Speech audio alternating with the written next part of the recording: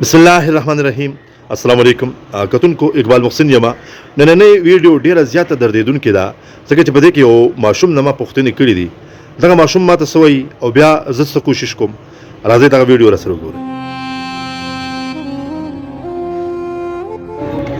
ماشوم دغه مخامخ ولاړ دی. زه ورته د موبایل په جب کې پټ ږدم او یو څو تپوسونه ترې کوم. ښه دې غوا راشه، دې غوا راشه، دلته کښېنه ته. السلام علیکم. ستاسو نوم دی؟ ظفیر. د کوم ځای ته؟ کنډو بابا. اوس په څوم کې سبق وایې ته؟ شپږم.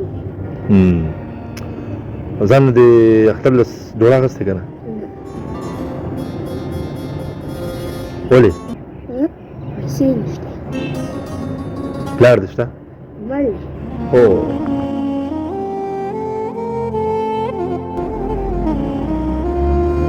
کور کې څو وروڼه یې؟ دوه. ته وروڼه یې؟ بل ورور دې څو کالو دی؟ زما نه غټ دی.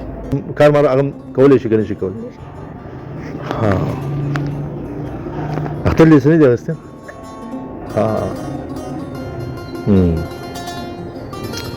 نو اوس په زړه دې څه ارمان دی څه وی؟ دا نو جوړه والې ښکلې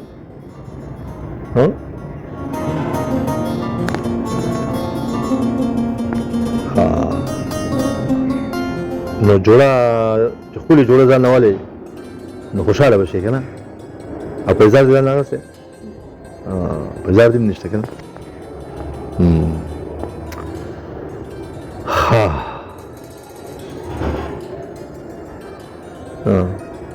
تله زه څه وایم ستا څه خوښ دي؟ نه شي ویلی؟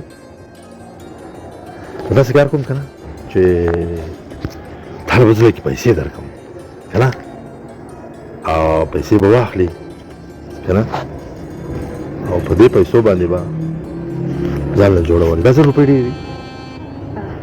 دا واله دې جوړه وشي. زه مړی یو کار کوم، 1000 روپۍ پسې نورې درکړم. ښه ټیک شوه؟ خوشحاله شوې که نه؟ زړګی وخندنو.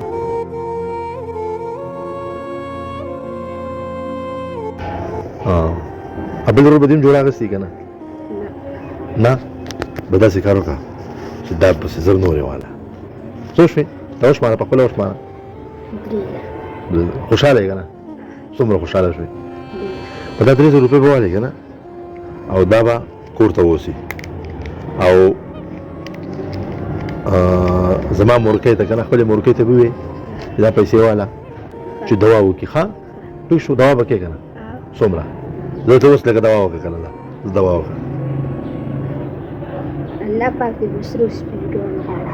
آمین آمین آمین. هاي هاي نر سړی. ها ډېر خوشحاله شوې بیا؟ لا لوی سړی شي. الله پاک دې په تاسو ټولو ورحمېږي. ها ځه لوی سړی شي. ځه.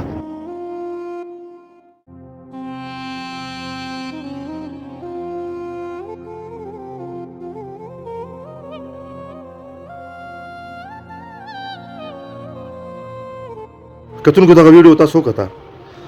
الله پاک ته وکړي چې موږ د داسې ماشومانو سره د داسې ګلالو سره په عملي توګه باندې کومک وکړو او موږ د خپلې برخې کار وپېژنو، د خپلې برخې کار وکړو.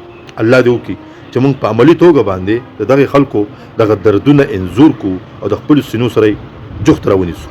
ډېره مننه. لوی الله په امان.